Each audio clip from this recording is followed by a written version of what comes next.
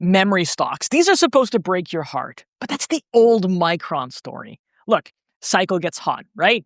DRAM prices rise, companies add supply, inventories build, pricing rolls over, margins get crushed, and investors suddenly remember why this business can be so brutal. But what if AI is changing that entire playbook? Well, Micron is still a memory company, but AI is turning memory from a simple unit growth story into a memory intensity story across data centers, phones, PCs, cars, factories, and edge devices. Maybe the real bottleneck may actually be HBM, the high bandwidth memory that's needed for the next generation of AI platforms.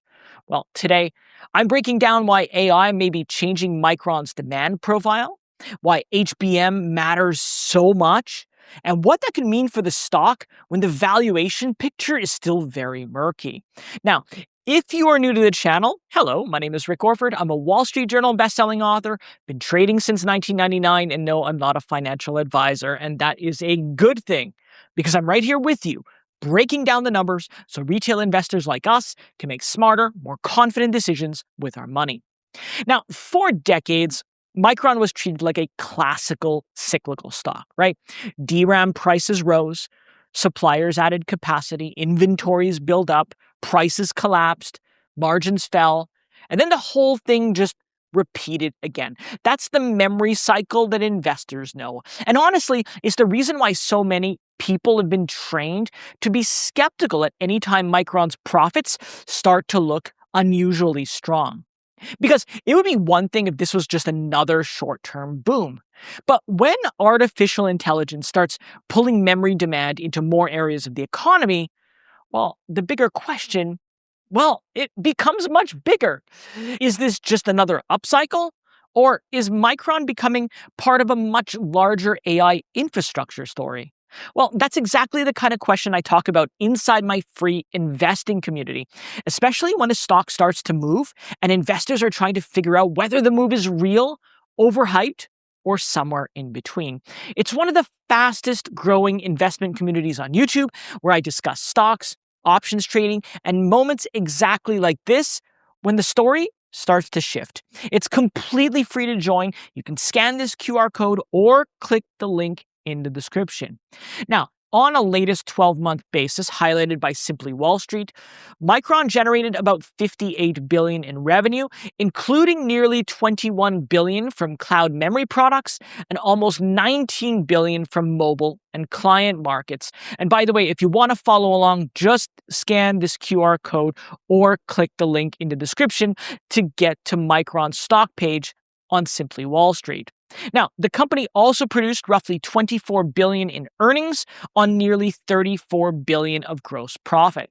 And those numbers just prove the power of AI-driven demand, expanding margins, and operating leverage across the entire business. And those aren't the numbers that investors usually associate with a commodity memory producer. That doesn't mean the cycle is dead, but it does mean that investors have to ask a much more difficult question. Are these profits another temporary memory boom or the beginning of a structurally different Micron?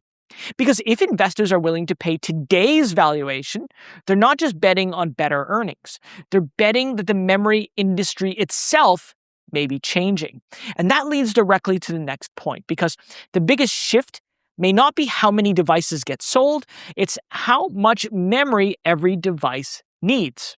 Well, one reason the Micron debate has become so interesting is that the company is no longer tied, at least not mainly, to PCs and smartphone unit sales. For decades, memory demand was mostly a volume story. Investors looked at how many phones, PCs, and servers were sold because that helped determine how much memory the industry would consume. But AI is completely changing that model on its head. Look at this. At Computex this year in 2026, Micron said AI workloads are expanding beyond training into inference, reasoning, and agentic AI, with its memory and storage portfolio supporting applications from hyperscale data centers all the way to intelligent edge devices. And that distinction matters because future demand may increasingly depend on memory intensity, not just unit growth. AI smartphones require more memory. AI PCs require more memory. Cars running advanced driver assistance systems, autonomy features, sensor fusion, and edge inference all require substantially more memory and storage than previous generations. And that same trend is starting to show up across robotics, industrial automation, medical equipment, and even defense systems. So Micron's business is probably less dependent on how many devices are sold, and I would say more dependent on how much intelligence each device contains, right? Every phone becomes an AI device. Every car becomes a server on wheels. Every factory becomes an inference network. Now, that doesn't entirely eliminate cyclicality. Supply and demand still matter. Pricing still matters. Inventory is still important. But it does create a stronger and potentially more durable demand, at least a foundation, than the old PC and smartphone model was that dominated all the prior memory cycles. And that's important because the next part of the story may be even more powerful. If AI is driving more memory demand across more devices, then the real question becomes which type of memory is hardest to supply. And that brings me to HBM. The second pillar of the bullish thesis revolves around high bandwidth memory, or HBM. This is the advanced memory that's used inside modern AI systems to move huge amounts of data quickly and efficiently, which is exactly why large AI workloads need so much. In March of 2026, Micron announced that its 36 gigabyte 12 high HBM4 product entered high volume production and was designed precisely for Nvidia's Vera Rubin platform. The company reported bandwidth exceeding 2.8 terabytes per second and more than 20% better power efficiency compared with its previous HBM3E generation. Micron also disclosed that it had shipped 48 gigabyte 16 high HBM4 samples, giving next-generation AI systems significantly greater capacity. According to Micron, HBM4 delivers more than 2.8 terabytes per second of bandwidth per stack and was built for demanding workloads like long context models, multimodal AI, AI agents, and scientific computing. And this matters because AI systems are increasingly constrained by memory bandwidth and capacity. Compute alone isn't enough anymore.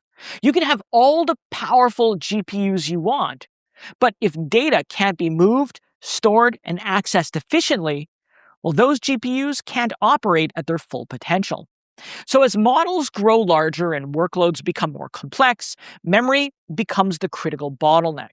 And unlike traditional DRAM, HBM requires advanced memory stacking, sophisticated packaging technologies, and extensive customer qualification before it can be deployed inside the leading AI platforms. And this is one big reason that HBM is harder to manufacture than regular memory. And it's also why the barrier to entry is higher than most investors may assume. The old memory industry was focused more on producing more bits, but the emerging AI infrastructure market is increasingly rewarding companies that can deliver qualified, power-efficient, high-bandwidth memory into the world's most valuable computing platforms. Micron doesn't need to become Nvidia. That's not the point. The more relevant question is whether investors eventually conclude that Nvidia's future AI platforms can't scale without increasingly advanced memory solutions. And if that happens, Micron could be seen much differently than the market sees it today, not just as another memory supplier, but as a critical piece of the AI infrastructure stack. Now, there is another part of this story that investors also shouldn't ignore. Because even if HBM demand is strong, the supply side of the industry matters just as much. And the supply side looks very different today than it did in past memory cycles. Hear me out. Samsung, SK Hynix, and Micron collectively control approximately 90% of the global DRAM revenue. in the fourth quarter of 2025. And that matters because the industry isn't as fragmented as many of the other commodity markets. There's only a couple or a few major players with the scale, manufacturing ability, and the customer relationships that are needed to compete at the high end. And at the same time, Micron is increasingly aligning its product roadmap with Nvidia's ecosystem. The company's HBM4 products, PCIe Gen 6 SSDs, and SOCAMM2 memory solutions are all designed to support Nvidia's next-generation accelerated computing platforms. It's a huge shift. I mean, historically, Micron generated most of its revenue from consumer-oriented memory cycles. But today, the company is increasingly selling bandwidth, capacity, and power efficiency into AI platforms where memory has become mission critical. And you'd have thought investors would have already been treating that like a much bigger strategic shift. But I see the market still seems caught between two views. One says Micron is just another memory cycle stock enjoying a strong period. But the other view says that Micron is becoming an AI infrastructure supplier in a market where memory is getting harder to replace, harder to qualify, and harder to scale. That is the tension. And before getting into the stock price and valuation, there's another more strategic piece to cover. Because in an AI-driven semiconductor race, where the chips are made can start to matter almost as much as what they do. Micron is currently the only American-based memory manufacturer, and that gives the company a unique position at a time where semiconductors are increasingly viewed through both economic and national security lenses. Look at this. The U.S. Department of Commerce awarded Micron up to $6.2 billion in CHIPS Act funding to support manufacturing projects in Idaho and New York. The agency stated that these investments could help increase the American share of advanced memory manufacturing from less than just 2% in 2024 to approximately 10% by 2035. And Micron then expanded its domestic investment plans to roughly $200 billion across manufacturing and research initiatives. And those plans include projects that are tied to Idaho, New York, Virginia, advanced HBM packaging, and R&D. The company's also said these investments support its goal of producing 40% of its DRAM output within the United States. And last month, in May of 2026, Micron announced the start of 1 alpha DRAM production in Virginia, describing it as the most advanced memory manufactured in the United States today. The company noted that the expansion supports industries, including automotive, defense, aerospace, industrial systems, networking, and even medical devices.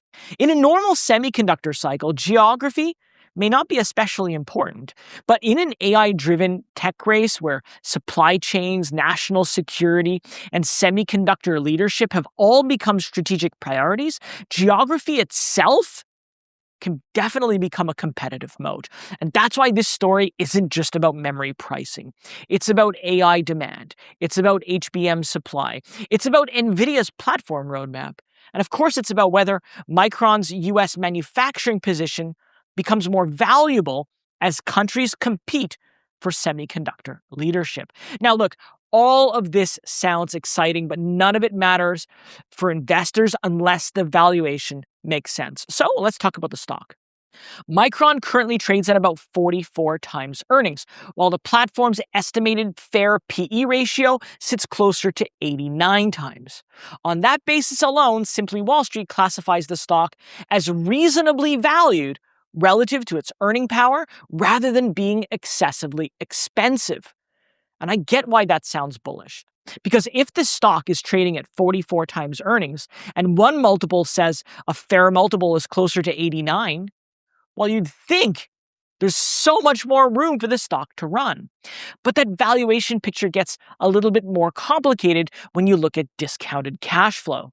Simply Wall Street's model estimates a fair value of, get this, approximately $271 a share. And that's compared with its recent market price near $936. That implies the stock is roughly 245% overvalued based on its estimated cash flow value.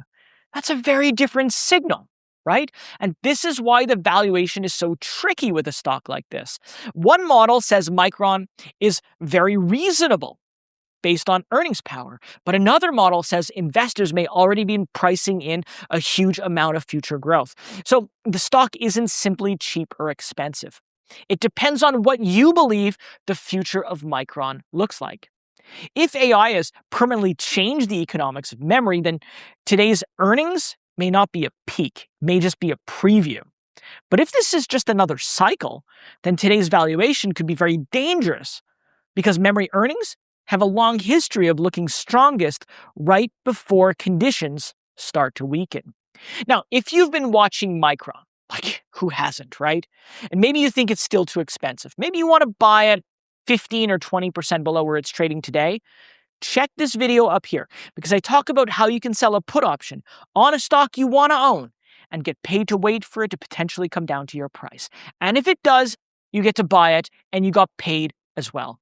And that's the practical side of this because even when I like the business story, I still have to think about entry price, risk, and of course, what I'm actually willing to pay. This is also why I like using Simply Wall Street when researching stocks. It helps streamline the research process by combining valuation tools, discounted cash flow analysis, analyst projections, earnings data, and fundamental insights all into one single dashboard. It makes it easier to quickly understand what's driving a stock's potential return and where the key risks may lie. And look, if you want to dig deeper into the company and explore the same research I used for this video, scan this QR code or click the link in the description. Now look, sign up for free. It's the best deal around. You're going to get 5 free company reports a month. And if you choose to decide later on, maybe you want to upgrade. You don't have to, but if you do, because you registered through my link, you'll automatically get 30% off all plans. Now, if I look at analyst sentiment, we can see that an average 12-month price target on Simply Wall Street is about $829 a share, and that's a consensus among 40 analysts. It's also about 7% below where the stock's currently trading. And I think that caution, it makes sense because the market today is being asked to believe that one of the most cyclical businesses in history may now deserve a different kind of valuation. That may be a big leap, and maybe it's right, and maybe it's early. Or maybe investors are getting too excited at exactly the wrong time. The way I see it, the bull case and the bear case ultimately come down to one single question. Has artificial intelligence permanently changed the economics of memory? The bullish argument is straightforward. AI requires dramatically more memory bandwidth and capacity than previous computing workloads, right? HBM is difficult to manufacture. Qualification standards are demanding, and the industry is dominated by just a small number of suppliers. At the same time, demand is no longer coming only from data centers. AI is expanding into PCs, smartphones, vehicles, industrial systems, robotics, and edge devices. And that creates a broader and potentially more durable demand base for these advanced memory products. But the bearish argument is also just as compelling. Memory has always been cyclical.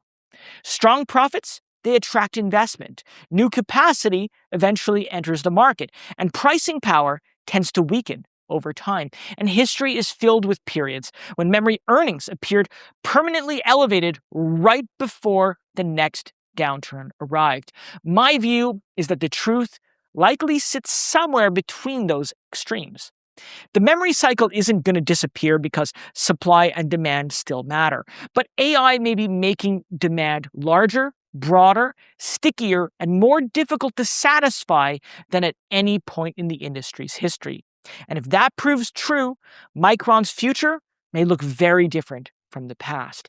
But now I want to turn it over to you. Do you think that artificial intelligence has fundamentally changed the memory industry, or is Micron simply benefiting from another cycle that will eventually fizzle out? And did I forget anything? Should I have added anything? Did I get this right?